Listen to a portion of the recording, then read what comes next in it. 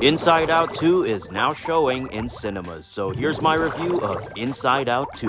When I first heard that Inside Out was getting a sequel, I was a little skeptical because I always thought the first movie was one of those movies that didn't need a sequel. But having seen the movie now, I'd say this movie was able to justify its own existence because there's clearly more stories left to tell. In this movie, Riley is now 13 years old, and with it comes not only puberty, but a new team of more complex emotions that join the gang and of course Riley have to deal with. The standout character among the new set of emotions we meet is without a doubt anxiety. I feel like she's going to be the crowd favorite from this movie, which is an odd thing to say since I'm pretty sure in the real world most people would rather live without anxiety. And Maya Hawke plays her so well in this movie. If you saw Stranger Things Season 4, that scene where Robin and Nancy try to ask permission to talk with Victor Creel, she goes absolutely bananas in that scene, so I wouldn't be surprised if the casting director for Inside Out 2 saw that scene and thought, yup, that's anxiety. She's a character you'll remember and have a ton of fun watching, but also in a way really hate. If you thought sadness was a menace in the first movie, anxiety takes it up a notch because she does things in here that make you want to smack her and throw her into the dump where Bing Bong died. But as a very anxious and frequent overthinker myself, part of me also feels that it's hard to hate on her because I too overthink and overanalyzes like she does. But by far the best written character in this movie is Joy. Joy is this generation's Woody. She's the leader who loves their kid very much and all she wants to do is keep them happy, but things always get in the way of that.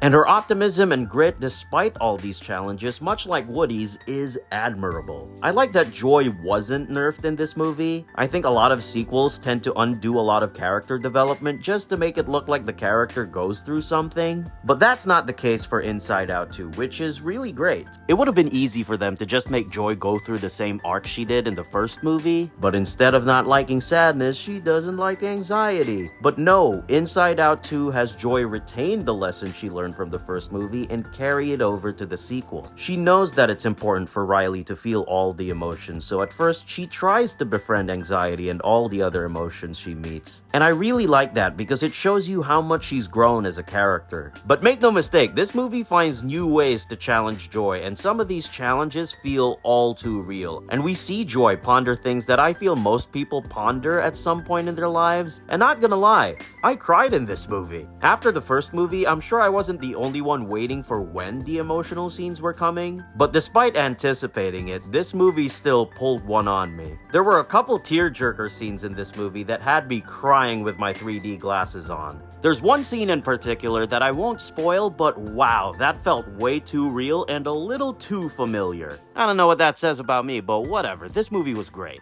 Overall, I'd say I had a really good time with this movie. It was a worthy sequel, and next to the Toy Story franchise, Inside Out might just be my second favorite Pixar franchise. Because personally, I think not since Toy Story 3 have we had a Pixar sequel that is just as good as the original. Part of me wants to go back and watch it again because these types of movies are so therapeutic to me. Not saying ditch therapy and go watch movies because you definitely should still go to therapy if you can. Talk to people. But I'm just saying, these movies help and they give you a good enough reason to cry. So go have yourself a good cry in the theater and give Inside Out 2 a watch.